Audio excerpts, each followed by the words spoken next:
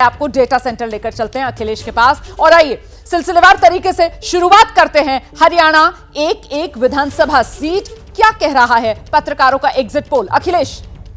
बिल्कुल रोमाना, अपने दर्शकों को हम बता दें कि दरअसल जो वहां के एक्सपर्ट्स हैं, ऐसे पत्रकार हरियाणा के जो वहां की नब्ज को भली भांति समझते हैं, उनसे हम लोगों ने बातचीत की है और उन्हीं के आकलन के आधार पर, बहुमत के आधार पर यह फैसला किया गया है कि कहां से कौन जीतता हुआ नजर आ रहा है। तो जिलावार हम बताएंगे, यानी एक एक जिले के बारे में पूरी जानकारी देंगे, वहां पर जो विधानसभा की अलग अलग सीटें हैं। तो पंचकुला से शुरुआत कर लेते हैं और पंचकुला की बात की जाए तो ये देखिए पंचकुला में क्या होता हुआ नजर आ रहा है।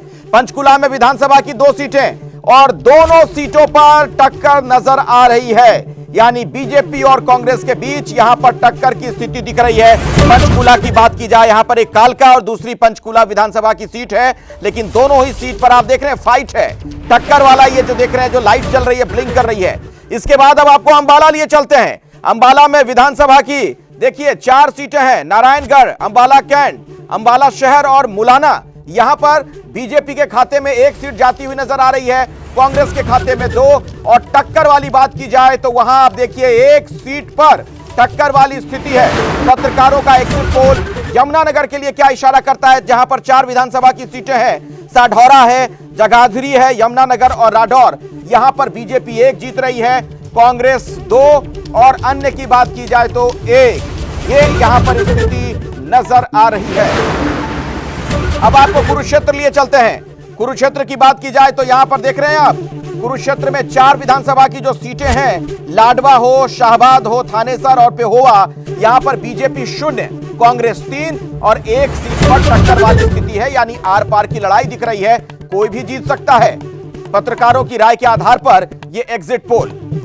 तो ये अलग अलग कुछ जिलों की बात हमने रोमाना की और दर्शकों को हमने दिखाया कि यहां पर पत्रकारों की राय के हिसाब से क्या होने वाला है।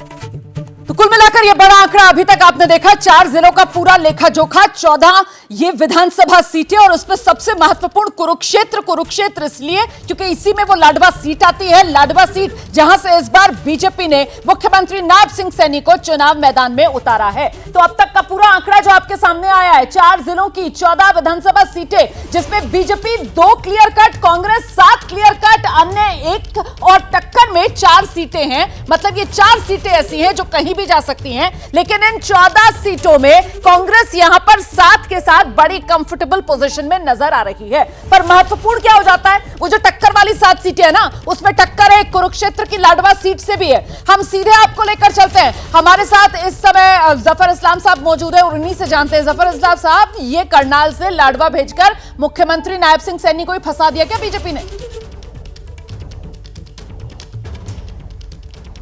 देखिए, जो आपने दिखाया है, आपके आंकड़े दिखा रहे हैं, मेरे आंकड़े उससे विपरीत हैं रोमाना जी।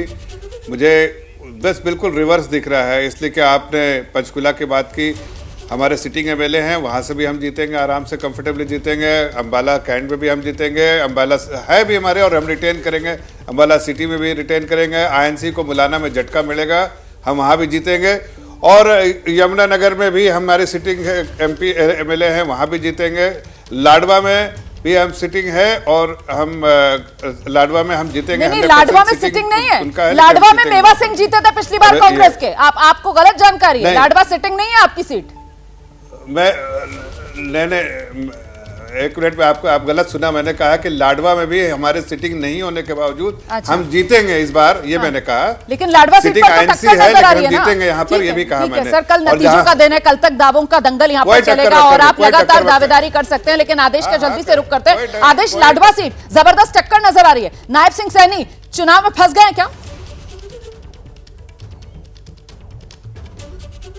नहीं, देखिए, उनको शिफ्ट करना ही मुझे लगता है बीजेपी की गलती थी। करनाल सीट से 10 साल तक मनोहर लाल खट्टर मुख्य विधायक रहे। हाँ। और जब बाई इलेक्शन हुआ तो उनको वहां से लड़ाया गया, लेकिन उसी वक्त मनोहर लाल खट्टर ने वहां के लोगों को, वहां पे ना पंजाबी कम्युनिटी बहुत ज्यादा है करनाल में, उनको ये वादा कर दिया था कि ये सिर्फ बाई इलेक्शन के लिए यहाँ तक रहेंगे, उसके बाद मैं इनको शिफ्ट कर दूंगा।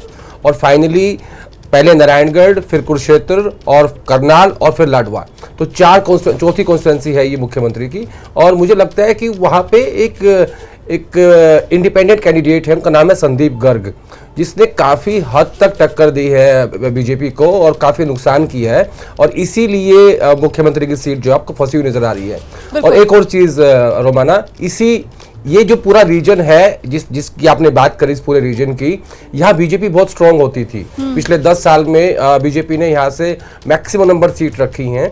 और आप देखिए राहुल गांधी ने जिस दिन वो यात्रा की शुरुआत करी वो इसी रीजन से करी। वो नारायणगढ़ होते हुए अंबाला, मुलाना, कुरुक्षेत्र, लाडवा, थानेसर, ये पूरा इलाका कवर किया गया है।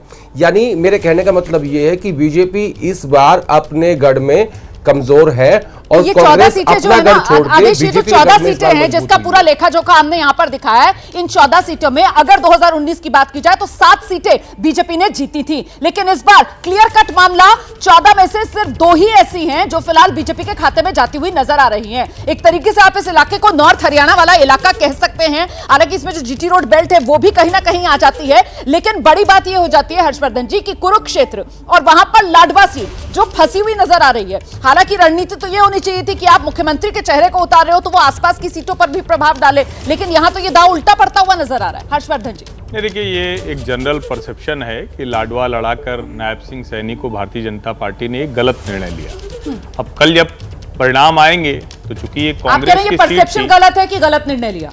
नहीं, मैं कह रहा हूं कि ये एक परसेप्शन है कि गलत निर्णय लिया, लेकिन जब कल परिणाम आएंगे तब तय होगा कि कितना गलत है कितना सही। कई बार जब आप किसी कमजोर विकेट पर होते हैं तो आप जिसको कहते हैं थोड़ा डेयरिंग करनी होती है, और कई बार राजनीति में वो सफल हो जाता है, कई बार असफल होता है। अब अगर इसी जो एग्जिट पोल ये पत्रकारों वाला है, ये थोड़ा दूसरे एग्जिट पोल से ज्यादा मुझे रियलिस्टिक दिखता है। दरअसल हरियाणा की, पूरे हरियाणा की, अंबाला कुरुक्षेत्र भारतीय जनता पार्टी के लिए स्ट्रांग विकेट रहा है, लेकिन ओवरऑल कोई ऐसा हरियाणा में कभी भारतीय जनता पार्टी कोई 70-80 वाली नहीं रही। 2009 में तो 4 विधायक थे, उसके बाद ना अचानक वो बढ़ी और फिर 2014 और 19 में बनी, 19 में फिर 40 पर आ गई। लेकिन अपनी इस स्ट्रांग होल्ड में 2 सीटों पर भाजपा और 7 कांग्रेस, मतलब कांग्रेस के पक्ष में एक हवा है।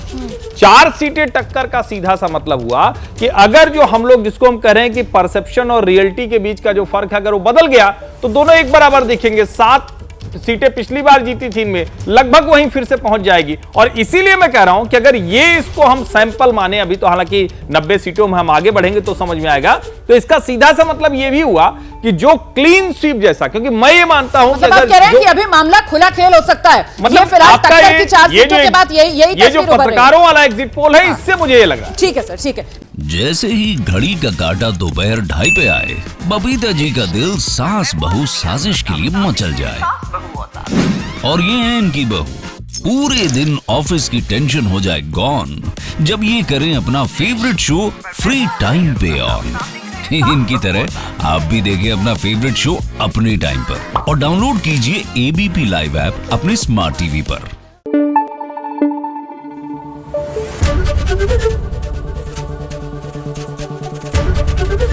एबीपी न्यूज आपको रखे आगे।